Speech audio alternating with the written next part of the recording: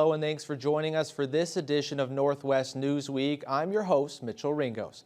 The public and members of area Indigenous communities were given the chance to give an update and learn more about the Webequie Supply Road on Thursday. The project is currently in the midst of an environmental assessment. And as Vasilios Bellos explains, it offered the opportunity for attendees to understand how the proposed road would impact that part of the region and its communities. The planned all-season 107-kilometer-long Webequie Supply Road will connect Webequie Airport to existing and proposed mining activities in the Ring of Fire mining area near McFalls Lake.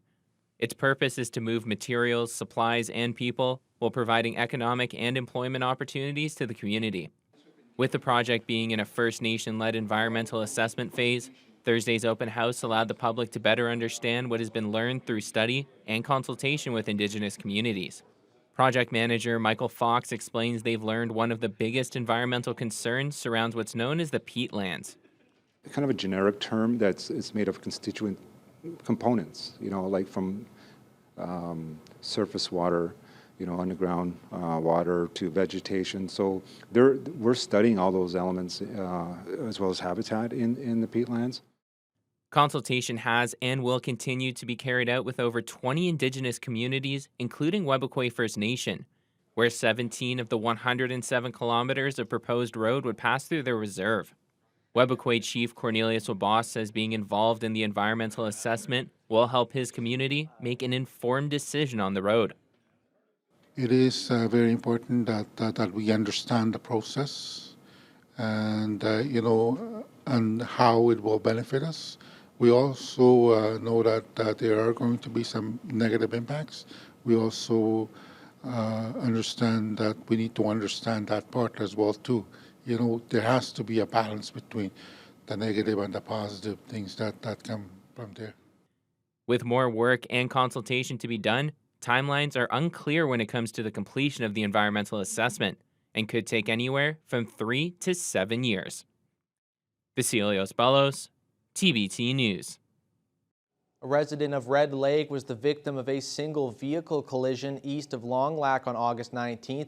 The vehicle was traveling west when it left the roadway just past the Highway 631 turnoff. The driver, identified as 69-year-old Yvonne Sampson, was pronounced deceased on scene. The passenger was taken to hospital with minor injuries and an investigation is ongoing, but police are thanking the members of the public who stopped to assist at the scene. Anyone with information is asked to contact the OPP or Crime Stoppers. Ontario's new plan for healthcare is getting mixed reactions from across the province and here in Thunder Bay. The president of the regional hospital is expressing hope about the plan's goal to grow the healthcare workforce, but the head of the local health coalition believes it's a move towards privatized care. Vasilios Bellos reports. The Ontario government's healthcare plan was announced last week by Minister of Health Sylvia Jones, who called it a plan to stay open. It has a strong focus on hiring more in the sector. The PCs say their goal is to bring in up to 6,000 healthcare workers. The plan also mentions emergency room relief for northern and rural Ontario by adding 400 physicians, though how Thunder Bay may be affected by that is still unclear. Hospital CEO Rhonda Crocker-Ellicott is hopeful after the release of the plan and believes growing the sector's workforce is critical to pandemic recovery. Reducing the surgical backlog, that's a significant issue. We have our surgical wait lists have increased by 27% through the pandemic. That's about 1,000 additional cases. But in order for us to do that, of course, we need to have a stable workforce in order to grow capacity to address patients' needs that have been unmet through the wait period. The health plan also introduces new legislation that, if passed, will help move patients out of hospital and into long-term care faster while they wait for their preferred home. The provincial government has said this is an important move, which will free up much-needed hospital beds. Local Health Coalition co-chair Jules Tupker opposes this legislation and says it moves patients unwillingly into privatized long-term care homes, where death rates have been higher during the pandemic. So people are now even more aware of the problems in private for-profit homes, and they don't want to go there. And that's what's creating the shortage of or openings rather in these homes. And Doug Ford is making it so that they can force people out of the hospitals into these homes without their consent. The health plan also includes a $300 million investment in 2022-23 as part of Ontario's surgical recovery strategy. The province is also considering options to increase surgical capacity by adding the number of OHIP cover procedures carried out at independent health facilities. Vasilios Bellos, TBT News. It's going to be a calm week for some elected officials who will be continuing to lead their communities as a result of acclamations where nobody sought to challenge them. But as Adam Riley reports, it doesn't mean they get to sit back and watch the campaign from afar. For the fourth time now, Marathon's Rick Dumas has been acclaimed to the role of mayor, joking that it's a relief to not have to go through all the challenges of a campaign and considers this record something to personally be proud of. So it's pretty cool that the community really supports you and that nobody really is challenging me on my job. You know, they figure I'm doing a good enough job to bring council as a team to benefit the community.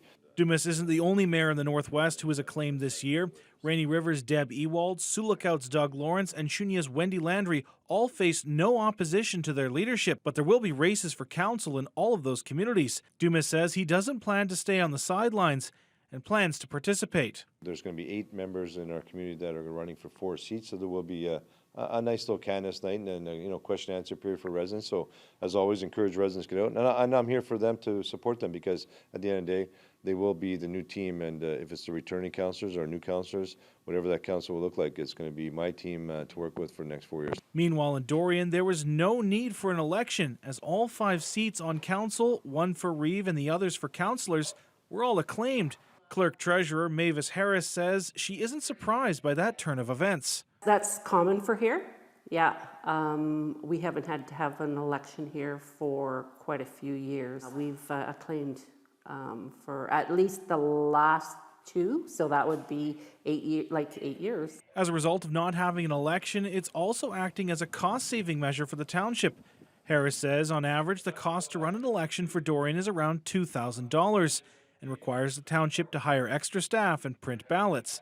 But despite the need to not have an election, Council Air is in lame duck mode, as 2 of the 4 councillors have opted to not return for the next term. Council is restricted there's 4 areas that they are restricted: hiring and firing of staff, the sale of real property that belongs to the municipality, and any expenditures with regards to that with a value over $50,000. Like Dumas, Harris says she's looking forward to working with the new councillors and getting them up to speed with municipal policies and procedures.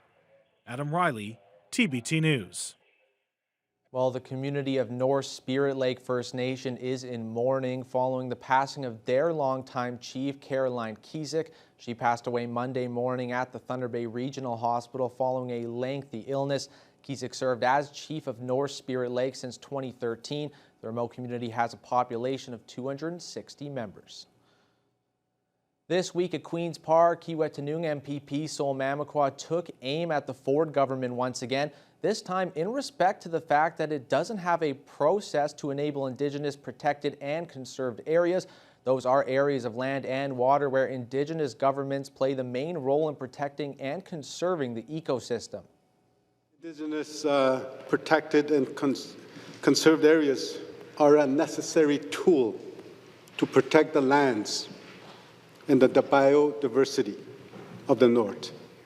But Ontario law does not recognize IPCAs as a protected area. I reflect again upon work that we're doing with Elliott Lake, that member's colleague.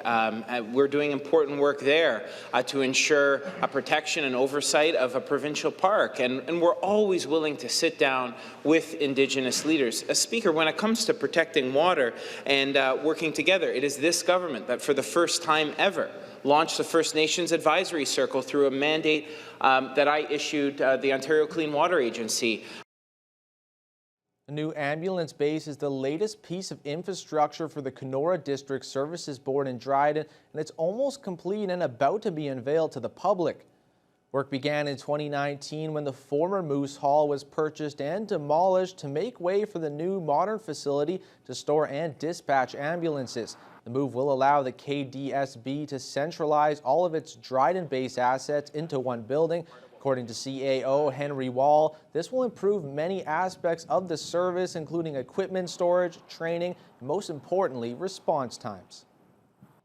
It won't help us add more staff. It just means that we'll bring more staff under one building, and two, that we actually have an asset in a building that better meets our needs, that meets the needs of our staff, but also that meets the needs of our communities. And it's in a location too that's going to improve some of response times along the highway. Wall says the move is almost complete and that there will be an open house to showcase the new building to the public on September 7th. Rising costs on both meat and eggs as a result of recent world events have put pressure on wallets everywhere. But one Marathon resident is hoping council will back her proposal that could see her and other residents save bucks on poultry by allowing backyard chickens. As Adam Riley reports, the push hasn't seemed to ruffle any feathers on council.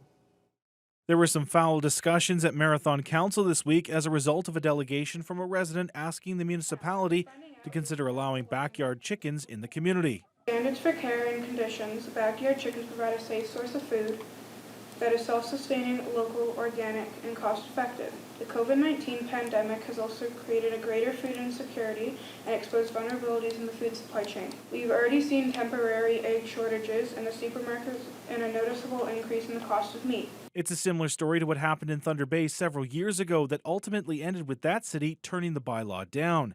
However, there appears to be some openness in Marathon. Mayor Rick Dumas says this isn't the first time the topic has been broached by the community. We've had a bit of a discussion, but nothing serious about it. But I think my personal view is I fully support of it. I'm supportive of a limit, of course. We don't want to have farms in the backyards, but a limited number of chickens and no roosters, right? Because that's where the complaints will come from. Dumas believes should chickens be allowed in backyards, it could spur residents to look towards homegrown foods, allowing the community to become more self-sufficient. If we can have people encouraged to, chickens as the eggs, and then you have your backyard garden and doing those various things, and making your own jams and jellies and and stews and beans, and you're jarring those things and having a supply of food where you don't have to depend on the supply chain. Fortunately, Carmen won't have to wait long for a potential bylaw change.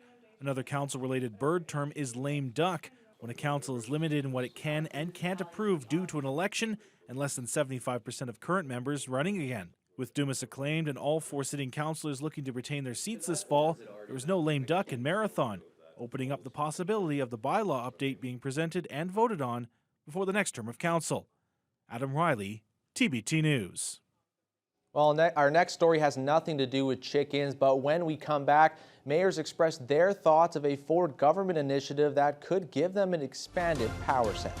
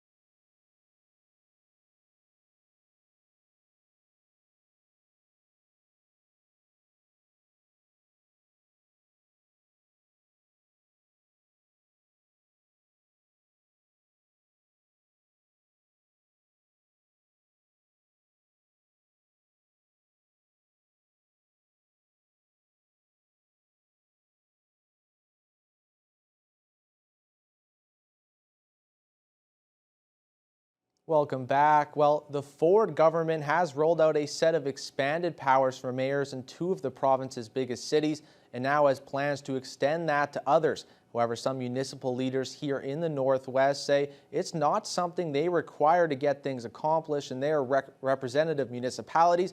Adam Riley has the details. I'm a common sense guy, and it didn't make common sense to me to have the mayor having all that power. That's the reaction Marathon Mayor Rick Dumas has to Bill 3, aka the Strong Mayor's Bill, which was first implemented in both Ottawa and Toronto, but the province plans to roll it out to other communities across Ontario. That move has some of the region's representatives, including Northwestern Ontario Municipal Association President and Shunya Mayor Wendy Landry, unsure of the need for such powers, which would allow mayors to veto some decisions made by council. I'm not convinced at this point that it is something that we need to move forward with in our NOMA region. Landry says the topic came up at the AMO meetings earlier this month, with some mayors on the organization's board speaking as to how the bill could have benefited them in the past. She hopes the government will explain how this could benefit small council communities, all the while taking input from those municipalities. You know, I like to think I'm a strong mayor anyway, so I don't know if that's a great clause to have the strong mayor's bill as a title, but it is what it is. And at this point, you know, we just ask the government to consult with us before they move it out to other municipalities. I think there's some time and room for us to have discussions of what that would mean. And what does it mean for democracy? And what does it mean for council? While much of the bill is geared towards support for housing, something both Dumas and Landry agree is needed in the Northwest, Dumas says mayors and councils need to work together to make decisions that will benefit the community overall. He's also worried that it could become a real nightmare for municipalities by giving mayors what could be seen as near unlimited power, as it also gives them the ability to hire and fire key staff positions. What does that look like when I'm running a community as Marathon, and I say, okay, I'm going to fire my CAO, my treasurer, and my chief building official, which are 3 positions we need to have. I'm going to fire those just because I don't like them individuals. Well, who's going to come to work in my community if the mayor's got that power at any given time? Well, then you're going to have to backload any contract that you're going to sign with any professional person to come and work for you. So now if you do fire them, they have, 2 years worth of compensation. Adam Riley, TBT News. ER wait times at smaller hospitals around the Northwest could see some improvement as officials line up to implement a new nurse practitioner program. The pilot project is already making a difference in Geraldton. Lee Noonan has more.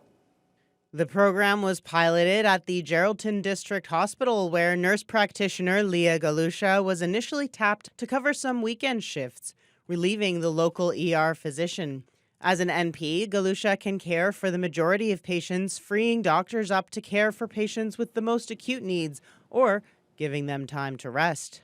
NPs can do minor sutures, we can do splinting, we can do casting, we can order diagnostics and interpret, we can send referrals to specialists. Anybody with earache, sore throats, minor infections. With hospitals throughout the province struggling to keep ERs open in the face of a staffing shortage, Geraldton has actually seen a reduction in ER wait times and increasing patient satisfaction. They've now made Galusha's role permanent and have hired a second ER nurse practitioner. Other hospitals in the region are also seeing the benefits. Galusha has traveled to work in Red Lake and Atikokan, helping to keep the ERs open there as well. It can be done, and it is happening, and it is helping. And because all the healthcare providers collaborate together, we can do great things. We're still short. There's still short physicians. That hasn't changed it, but it has helped alleviate the stress.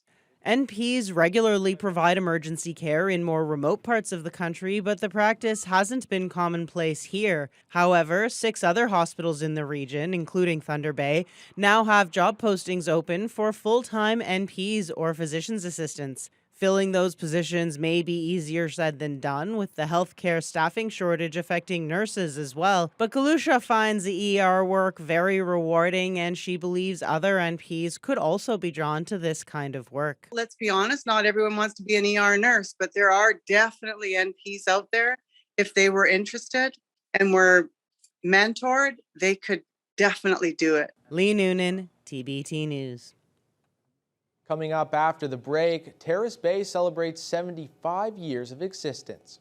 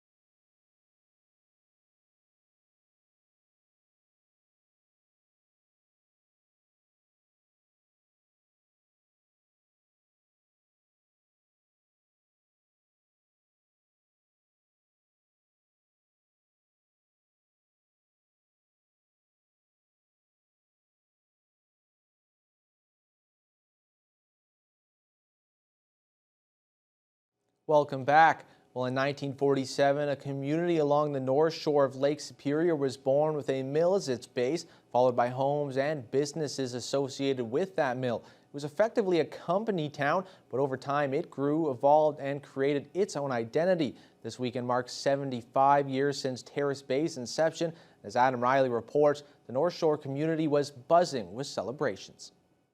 For the last couple of years, a group of volunteers have worked tirelessly to make the 75th anniversary of Terrace Bay a success. And by the hundreds of people and the looks on their faces who returned this month, organizer Gary Aduno says, mission accomplished. A lot of people haven't come back in many years. Some made regular trips, but the season we're in, they've come back now, and it's been 3-4 years. And just seeing the joy on people's faces, knowing that they get to see loved ones, have a good time, be relaxed, have a place just to connect with everybody. On Friday, the entire, albeit foggy, Simcoe Plaza was packed with activity, from vendors to reunions to bouncy castles and even train rides for the kids. And just like many other special events, an opening ceremony was held. However, this one had a special meaning as it was also for a time capsule, which Aduno says almost never happened. Part of our celebration this week is celebrating and commemorating all that's taken place in our downtown core, which was revitalized 10 years ago, 12 years ago, and they had to move it. So they moved the time capsule, they couldn't find it. I actually got an email from the supervisor saying, sorry guys, we're not gonna have it. And Public Works did one more dig, and they went a little bit deeper and a little bit farther, and they found it on the last try. So we are overjoyed that we got to open this thing. For outgoing Mayor Jody Davis, the 75th was the best way to shake off the last 2 years of the pandemic and be able to reconnect. I've had a blast so far meeting people I worked with and people I knew from 20 years ago and 25 years ago, and it's great. And watching they're coming back with their kids that are now adults, and some of them adults are looking like me, a little older. So it's great. So it's a wonderful time. A special ceremony was also held Friday to unveil improvements to the town's cenotaph to commemorate residents who fought in conflicts around the world, even in World Wars I and II, which took place prior to Terrace Bay's establishment. Our cenotaph does not reflect accurately any members that served and died during World War I and World War II. And so as a result of that, we want to participate in what is a Canadian experience and honor those that have served, and not only died, but just served since we become a community. The 75th anniversary ceremonies wrapped up on Sunday with a grand opening of the new waterfront pavilion as a way to celebrate the future possibilities for the community. Adam Riley, TBT News. There was an exciting announcement for the Silver Islet Harbor Association as the Thunder Bay CEDC has provided $30,000 in funds to the group. The money will help support infrastructure development that will increase the mooring capacity of the harbor. This will make docking easier for a wide range of vessels, including the Zodiacs from the Viking cruise ship that has been making stops at Silver Islet. Tourism Development Officer John Cameron explains the wide range of boaters that will see benefits from these upgrades. People come there with their kayaks, and it's easier access for people with kayaks and canoes to get out on Lake Superior with the docking system there. It also has great benefit for, like I said, our tour operators, boat operators that operate out of Thunder Bay, be it Sail Superior or Archie's Charters. So it's easier access for them to go in there and dock as well. Cameron adds, with how close Silver Islet is to Thunder Bay, it plays an important role in the city's tourism economy. And that wraps up today's Northwest News Week. Thanks for joining us, and we'll see you next time.